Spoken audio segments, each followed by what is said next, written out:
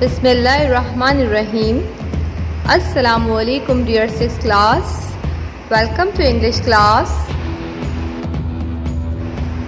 Today we will study chapter 3 A Polar Explorer part 2.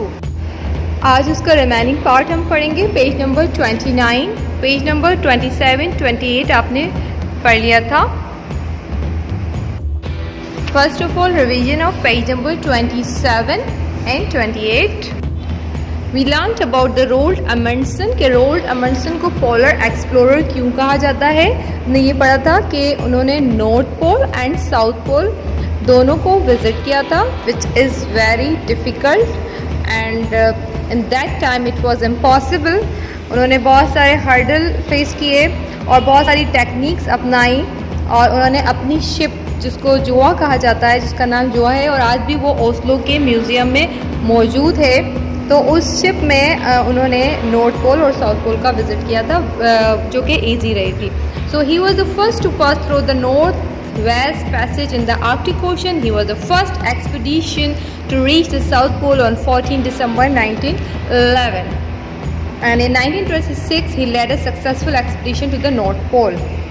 अमंडसन ने अपनी autobiography में अपना एक्सपीरियंस शेयर किया है और एक पेज लिखा है, वो अभी हम रीड करेंगे. My life as an explorer.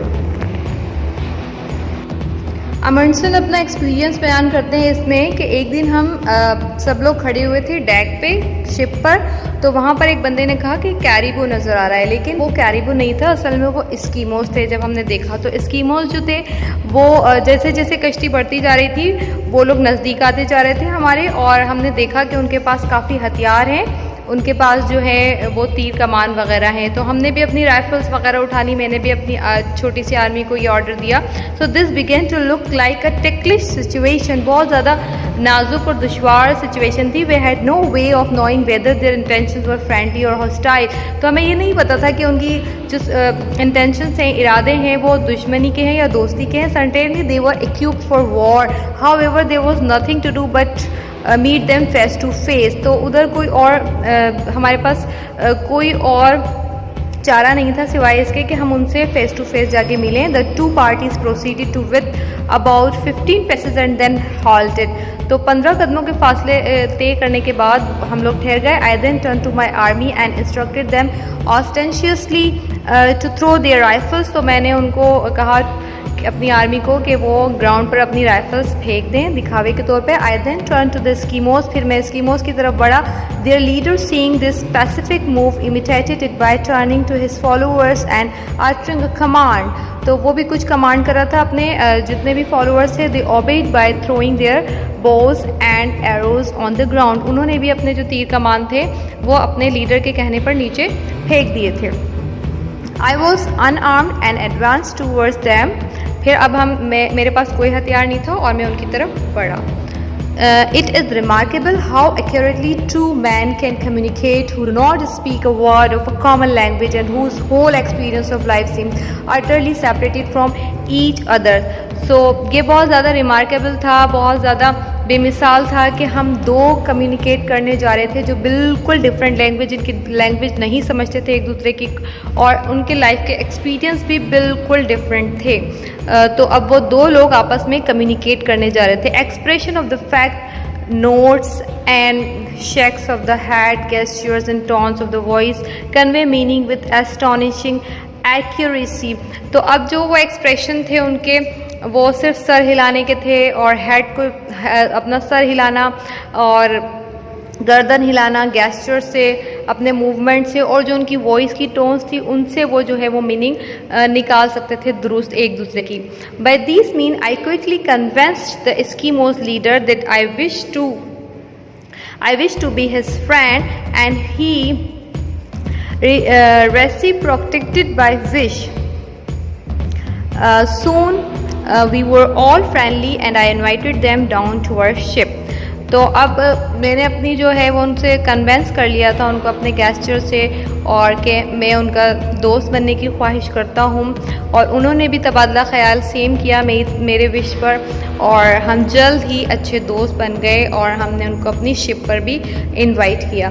तो ये एक्सपीरियंस बयान करते हैं रोल्ड एमंडसन अपने ऑटोबायोग्राफी में। Autobiography my life as an explorer, जिसका नाम है उनकी ऑटोबायोग्राफी जो उन्होंने खुद लिखी है, और वो अपना एक एक्सपीरियंस इसमें से इस ऑटोबायोग्राफी में से एक एक्सपीरियंस उनका इस आपकी बुक में पेज नंबर 29 पे।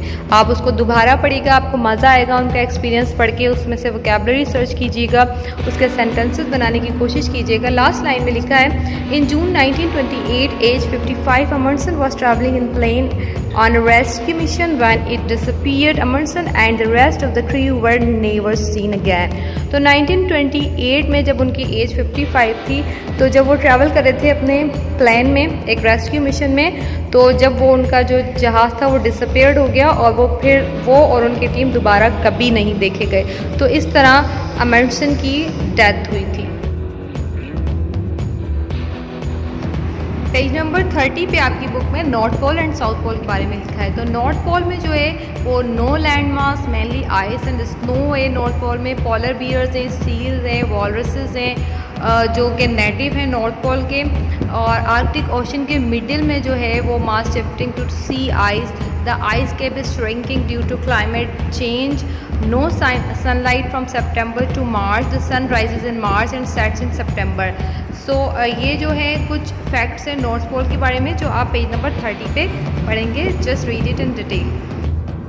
और ये जो साउथ पोल है ये एंटार्कटिका में है, 1300 kilometre from the C.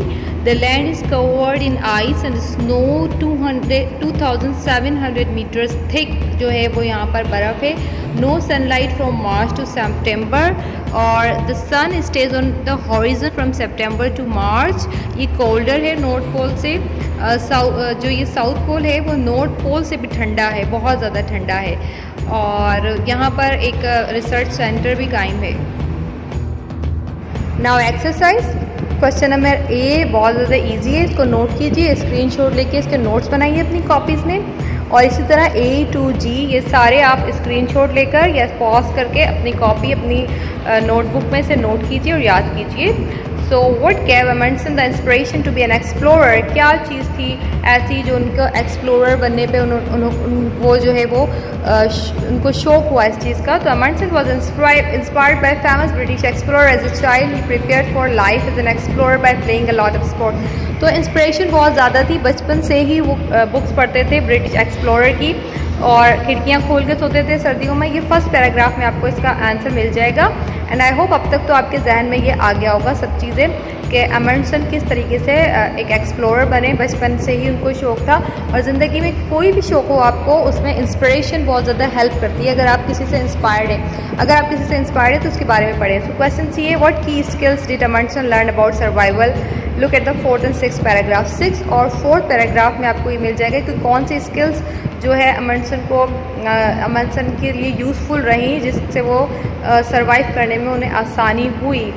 So before setting off install special Amundsen learn some useful survival skill. तो उन्होंने पहले से ही कुछ स्किल सीख ली थी जो उनके एक्सप्लोरिंग पीरियड में मददगार साबित हुई।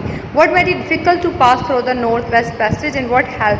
तो क्या डिफ़िकल्टीज़ थी जो उन्हें वहाँ तक पहुँचने में नॉर्थ पोल में पेश आई, और कौन सी चीज़ कारआमद रही। सो वेरी कोल्ड टेम्परेचर, वहाँ का बहुत ज़्यादा ठंडा मौसम, वहाँ जमी हुई बर्फ़, और ये सारी चीज़ें अमंडसन के लिए बहुत ज़्यादा डिफ़िकल्टी का बाइस थी। लेकिन जो जोआ शिप थी उनकी, उसने बड़ी मदद की, बहुत स्मॉल थी और वो इजी थी वहाँ की जो शैलोज़ हैं एरियाज़ में गुजरने के लिए। When did Amundsen get to the North Pole, कब नॉर्थ पोल पे वो पहुँचे थे।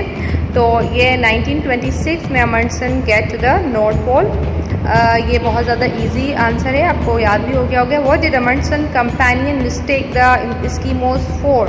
तो एस्किमोस के लिए उनके जो कंपेनियन थे अमंडसन के, उन्होंने क्या मिस्टेक की थी। तो उन्होंने समझा था कि ये कैरिबो है, क्योंकि वो बहुत दूर से उनको कैरिबो नज़र आ रहा था, रेंडियर जिसको हम कहते हैं, लेकिन वो एस्किमोस थे। And how did Amundsen talk to the Eskimos, किस तरीके से एस्किमोस से उन्होंने कम्युनिकेशन की थी, किस तरीके से उन्होंने बात की थी। तो आपको पता है कि उन्होंने यूज़ किए थे mixture of simple expression, body language and tone of voice, expression of the fact, nods and shakes of the head, gestures and tone of the voice.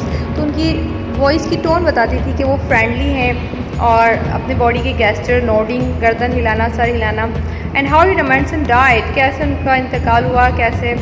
तो ये आपके लास्ट पेज नंबर 29 पे आपको लास्ट में 2 lines हैं जहाँ पर आपको पढ़ के पता चलता है कि उनकी जो प्लान है वो डिसअपेयर्ड हो गया था, उसके बाद कभी नहीं देखा गया।